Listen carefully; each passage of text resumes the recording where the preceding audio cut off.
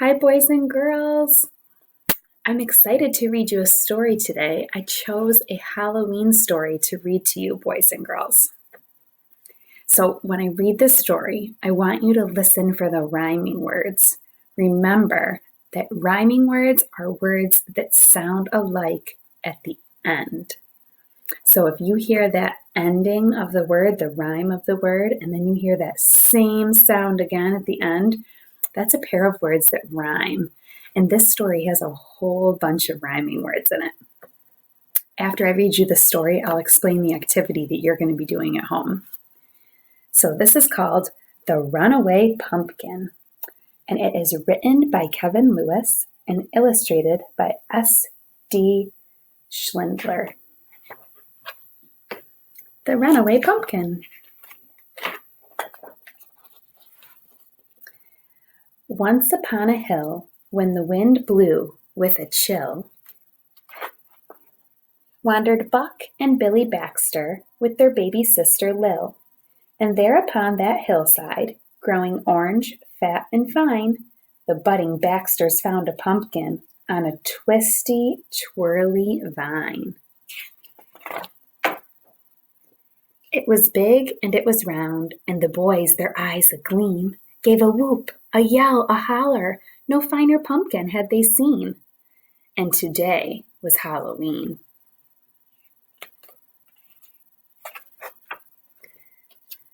Yet little Lil was cautious, and of course she tried to warn them. But her bumbling, big-head brothers snapped the pumpkin from its stem. And as she watched them roll it, at first real slow, but then much faster, little Lil looked down the hill, and she foresaw disaster. And she looks like, uh-oh. Oh my goodness. Round and round across the ground, making a thumpin', bumpin' sound, came that thumpity-bumpity, thumpin', bumpin', round and rolly, runaway pumpkin. A short way down the hillside, that zoomin' pumpkin caught the eye of mucking Mama Baxter, who thought of Granny's pumpkin pie. And if you look at her thinking bubble, she's like, yummy, pumpkin pie. Till it busted through her sty, round and round across the ground, making a thumpin', bumpin' sound, came the thumpity-bumpity, thumpin' bumpkin, round and rolly, runaway pumpkin. A bit farther down the hillside, just beyond the chicken coop, Grandpa Baxter saw that pumpkin and thought of Granny's pumpkin soup.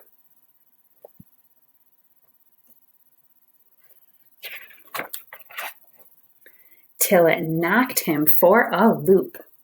Round and round across the ground, making a thumpin', bumpin' sound, came that thumpity-bumpity, thumpin', bumpin', round and rolly, runaway pumpkin. Now, at the bottom of that hillside, where the bounding pumpkin sped, Papa Baxter on his tractor thought of Granny's pumpkin bread. Turns out there's a lot of tasty treats you can make with pumpkin.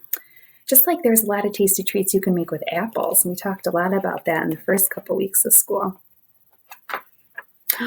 But Papa Baxter used his head and quickly plowed a pumpkin bed. Here it comes. So, at the bottom of the hillside, fat and round upon the ground, that thumpin' bumpkin pumpkin plopped and didn't make another sound. And as pigs and hens and Baxters gathered round where Papa plowed, little Lil, she gathered Granny and pulled her through the waiting crowd. Buck and Billy looked really proud. So there's a rhyming word right there. Crowd, proud. They both have "oud" at the end. And hopefully you've been hearing a lot of rhyming words as I read. I bet you have. Then, thumpity-bumpity. There's two more. Thumpity-bumpity. Thumpin' bumpkin. Straight to the kitchen went that pumpkin. And soon after came the smell of dear old Granny's cooking something. Ooh, Granny's gonna make lots of treats, I bet. That's a gigantic pumpkin. Oh my gosh. Granny stirred and stewed and baked until the bright full moon rose up, and all those hungry Baxters sat themselves right down to sup. And at the center of the table, among the soup and bread and pie, sat a grinning jack-o'-lantern with a twinkle in its eye.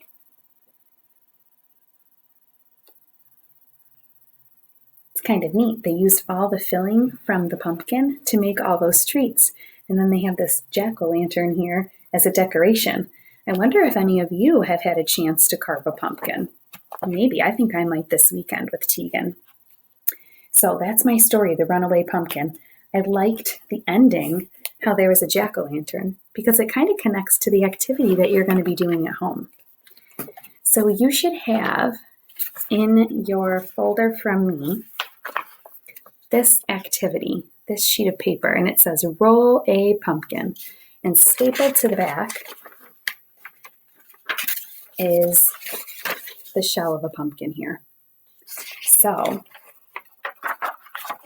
you're going to need a dice for this activity. And your dice has 6 sides. I'm sure you've used a dice before to play a game at home. But each side has a different number. So this is the number 1. There's 1 dot for 1. 3 dots for 3. 6 dots for 6. 5 dots for 5. Here we have just 2 dots. And did I get them all? Oh, and 4. I don't know if I got 4. There's 4. So you're going to use this dice and you're going to look at this sheet of paper. This is kind of like your direction sheet. And you're going to notice that on the left-hand side, it says roll. And there's a different side of the dice showing. So you're going to look at the number that you roll and then draw that picture onto your pumpkin. So if I were to roll a 4, I would draw the stem of my pumpkin. And if I were to roll a 1, I would draw 2 triangle eyes. And a 2 is 1 square nose. A 3 is the mouth. A 5 is the leaf. And a 6 is roll again. So that's like lose a turn, no big deal.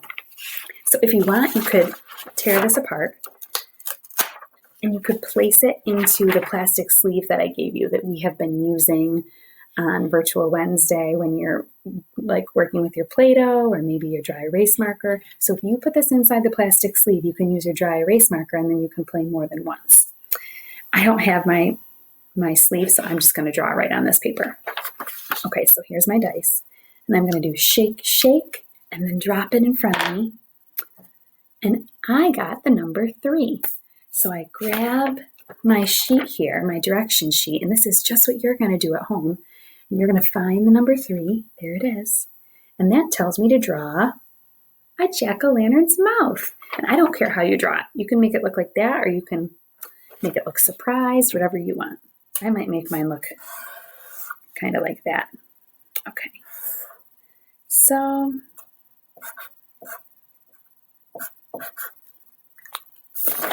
I drew my mouth on my page.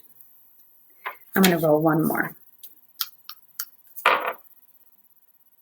Oh my gosh, I got a 3 again. So that means roll again because I already have a mouth on my jack-o'-lantern. Yeah, there's a 6. Roll again. See? So on my paper it says 6. Roll again. This time I got a 2. And a 2 is the nose. So I'm going to go ahead and draw in the center of my pumpkin a square nose. And then I'll keep playing until my pumpkin is all filled up with the stem. Can't see where I'm pointing, with the stem and the leaf and the eyes. And then I could erase it and play again if I wanted.